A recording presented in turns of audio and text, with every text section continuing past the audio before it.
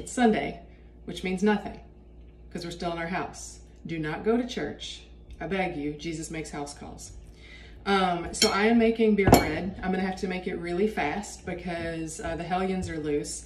The Monsignor suggested a day of, the oven's ready, suggested a day of digital Sabbath, which we are observing.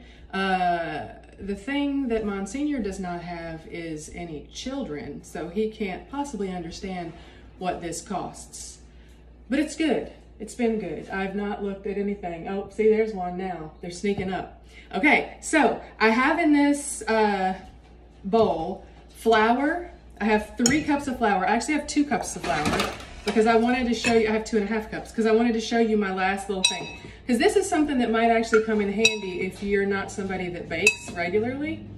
You cannot scoop your flour. You have to scoop it out and put it in here. You can't just put the measuring cup in there and scoop it out because you'll get too much. And then level it off. I use the back of my spoon, knife, whatever. And you put it in there. And so there's 3 cups of flour, 4 teaspoons of baking powder, 1/2 cup of just regular old oats, brown sugar, 2/3 cups of brown sugar, 1/2 teaspoon of salt, and 12 ounces of Guinness. That's the best part. It's going in now. If you look at platingsandpairings.com, that's where I got this recipe. I do a lot of my own, like, I just make stuff up when I'm cooking, but you can't do that when you're baking because if you get the stuff wrong, you know, it's just wrong. So this is a 14 ounce, so we'll put most of it, which means lunch beers. Yes, okay. Eamon, you can, anyway, Eamon's over there. He's getting himself some water. So you stir this up. Easy peasy. Can you see it? Any bread or cake or anything like that that has flour that you mix, you don't want to over mix it because then it gets hard as a rock and nobody wants a big old tough loaf of bread. All right, so that's mixed-ish. Hey, I've never seen that show. Okay, so here we have, uh-oh, screaming, we have a bread thing. And I like this stuff. It seems less poison than other stuff. I used to never spray anything, but then life got, you know, complicated. And now we spray things instead of buttering it. Because I don't know if you've ever buttered something with your hands, and then you got butter all over your hands and you can't get it off. All right, so there we go. The dough is in. And then you just sprinkle the top with a little bit more oats.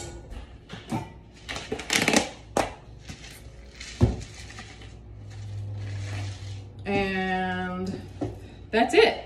Throw it in the oven for 45 minutes and you too can have beer bread. This is for my sister. I don't know if I said that. She asked me for the recipe today, so I thought I would show her. Bread is in. Setting the timer because I always forget. For 45 minutes. Eamon, will you set that for 45 minutes? Just go up right there. Up, up, up. All right, so the second thing is for Uncle David. So he was concerned as to what happened to my chicken. Now they ate most of this chicken. This is the carcass. Thank you for your sacrifice, Chickadina. So I'm gonna put that in water. There's enough water in there to cover it. I'm going to add onion. I leave the onion kind of big because that way if there's children or whatever that don't want the onion, they can fish it out later. I'm gonna put onion. This is a good use for your celery leaves. I leave those big too so we can get them out. I will put some carrot in later. Garlic, now here's another little thing. So instead of sitting, because I used to painstakingly peel garlic for 100 years, just cut off the bottom and then smack it with this sucker.